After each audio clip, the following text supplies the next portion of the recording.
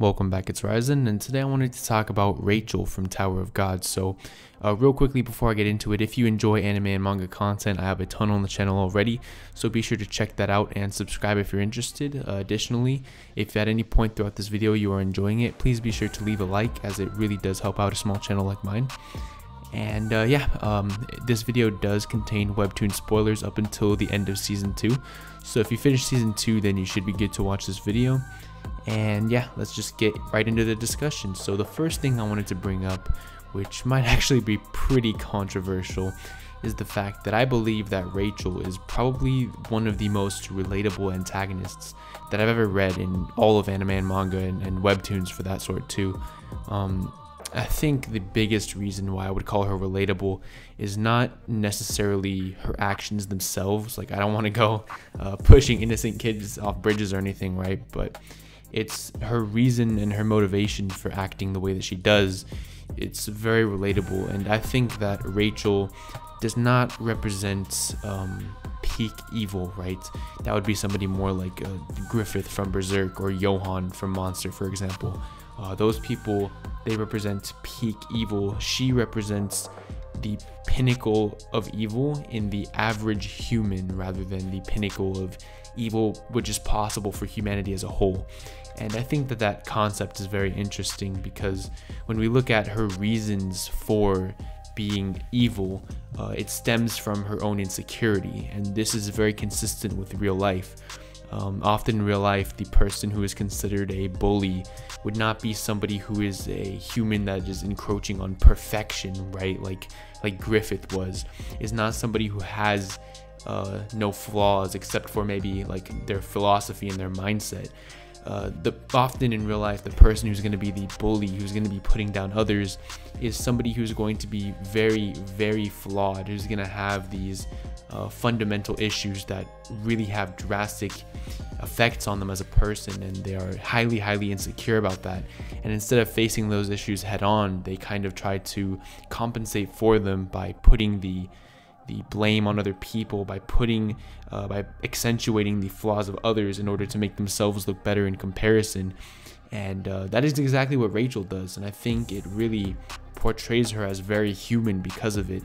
And I just really, really appreciate it, and I think it's very good writing. Another reason why I think Rachel is so well written when we look at her character is because as an antagonist, she stands on an entirely different plane of existence as, again, the example I was using before, somebody like Griffith and Johan.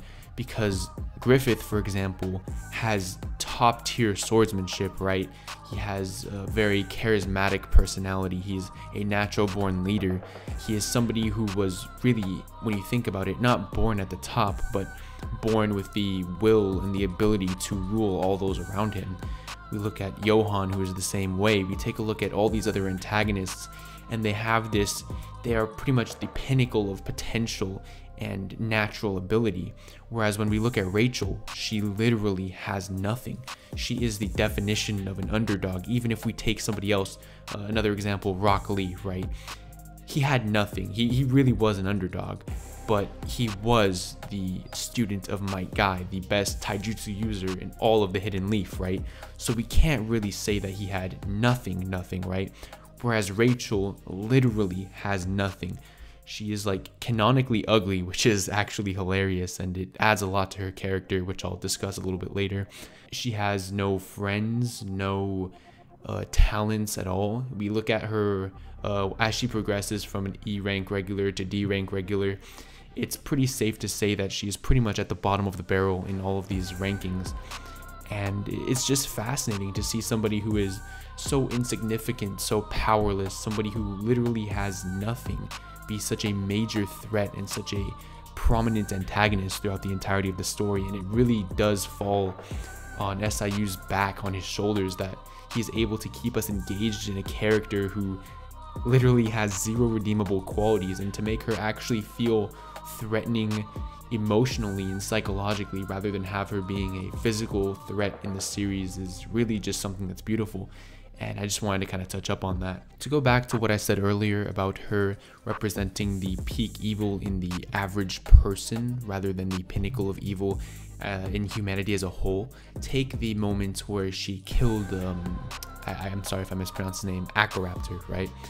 She killed him, and then immediately after we cut to Rachel, and she's shaking, right? She's shaking uncontrollably. She's mentally broken and devastated at this point. And Acaraptor was supposed to be somebody that she hated, right?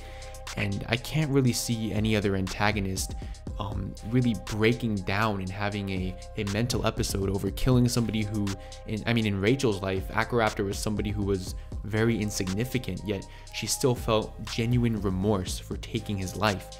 And this empathetic side of her is really quite amazing, to be honest, because it proves that she does have a conscience, she does have morals, she does truly care about people in general. And there might be a part of her who genuinely wants to do good, who genuinely wants to be a good person, but the overwhelming sense of insecurity built up within her over the course of her entire life just simply doesn't allow it, which I think is something that is definitely going to be further expanded upon in the upcoming season.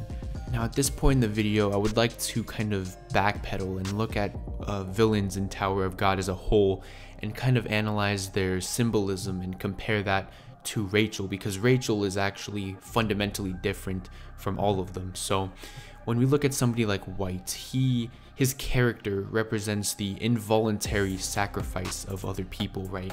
And that one is, I think, the most blatant. He says it all the time, how he wants others to sacrifice themselves for him, and he doesn't really want it to be voluntary. He thinks that everybody who is around him is just blatantly inferior, and that he can take their lives and it doesn't matter what they want, their will is irrelevant. He just believes in the concept of involuntary sacrifice. And then we look at Calivan, right? And Calivan is very different, because Calivan is not actually a terrible person. And I think Calivan is really fascinating. I'm definitely going to be doing a character analysis on him. But Calivan represents the involuntary sacrifice of oneself. When we look at his past, we can see that Calivan spent his pretty much entire existence protecting the essence of bravery, which was something that he didn't want to do because he wanted to do it. Rather, he was pretty much forced by his lifestyle, by his beliefs, by his lineage to protect this, and it was very much an involuntary sacrifice of himself. And then we look even further into this current season, and we see that he was forced to bind his arm behind his back, which was another involuntary self-sacrifice. And then we look at okay, I take back what I said about there being no season 3 spoilers. There are, sorry about that. But when we look at when his teammates were being sacrificed, and he pretty much, you can interpret that as an involuntary sacrifice of other people, but the way it was in Calivan's context was very much an involuntary self-sacrifice, because as much as he did sacrifice the lives of his comrades, it hurt him so much. And it definitely, in terms of impact, hit him more than it would hit anybody else in the series, really, besides maybe like Bomb, to where he involuntarily had to sacrifice the lives of his comrades in order to appease those around him, right? And then now we look at Bomb. Bomb represents the opposite of both of these things. Bomb represents voluntary self-sacrifice, right? Especially in this newest season, everything that Bomb does, he does because he genuinely wants to. His cards aren't really being forced for the most part. He's doing this to fulfill his own destiny, and he even says multiple times throughout season 3 that he's doing it for himself. We look at his other character trait, which is the voluntary sacrifice of others. Especially again in this current arc, we're seeing how he is looking at the corpses littered around the battlefield around him, and he's saying, yeah, you know, I'm okay with this. These people believed in my cause, and these people wanted to die for me, and this is simply just a byproduct of that. These people had voluntarily sacrificed themselves for me, and that's just how it is, right? And so it's really fascinating how we have Bomb representing the polar opposite of both of the antagonists. But where does Rachel stand in this spectrum? I mean, the video is about Rachel after all, right? How does she fit into this whole sacrifice equation? The most fascinating thing is that Rachel actually aligns with Bam.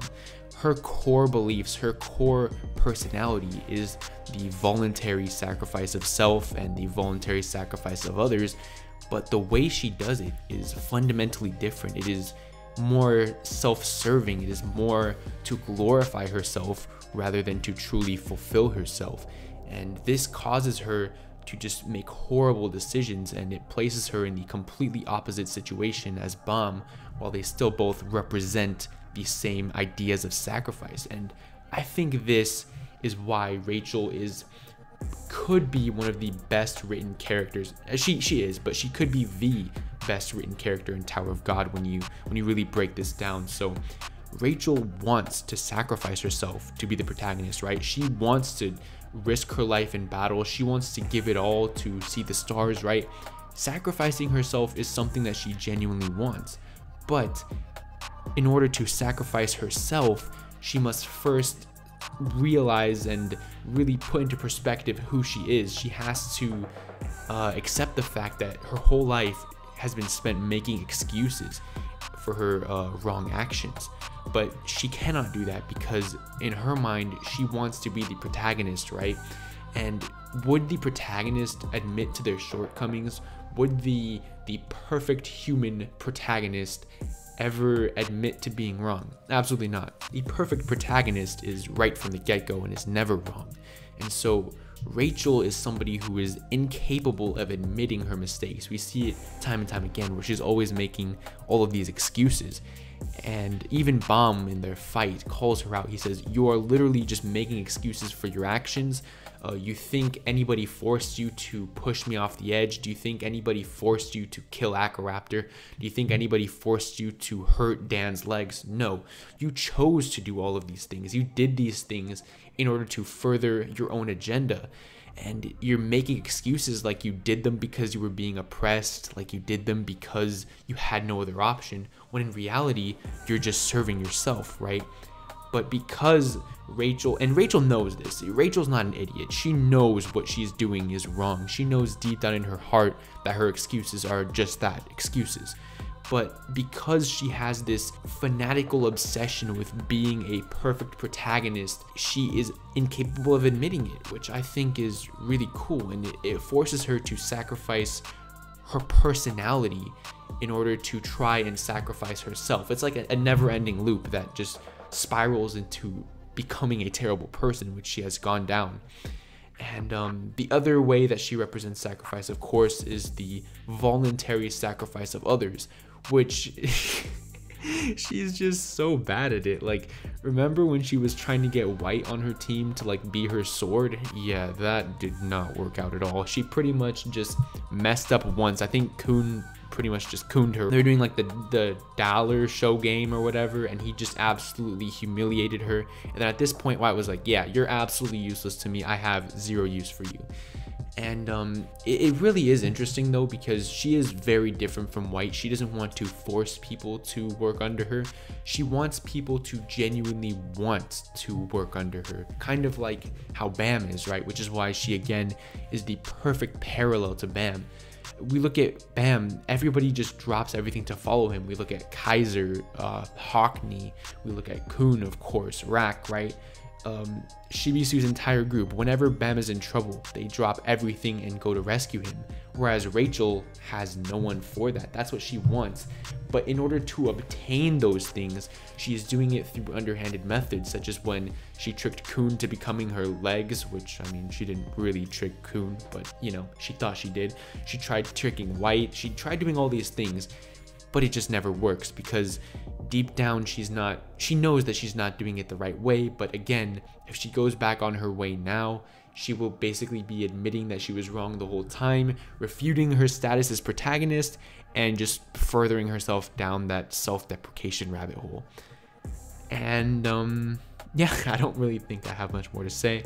I kind of just wanted to compare Rachel to some of the other characters throughout Tower of God and compare her to Bam himself, and to kind of show just how unique of a character she truly is, what she represents. and why I think she is so well written. And yeah, thank you guys again for all the support recently. Thank you so much for making it to the end of the video. I really do appreciate you. Be sure to leave a like if you enjoyed this video at all, and subscribe for more character analysis content. I'm actually really passionate and in love with the series of Tower of God right now. I have so many different video ideas that I'm writing and so many different character analysis that I want to make, and you subscribing would really help me. So yeah, thank you guys so much again, and I'll see you guys in the next Tower of God character analysis video, which should be out next week hopefully. And I'm gonna start doing Gantz arc reviews and God of High School arc reviews and shut your stupid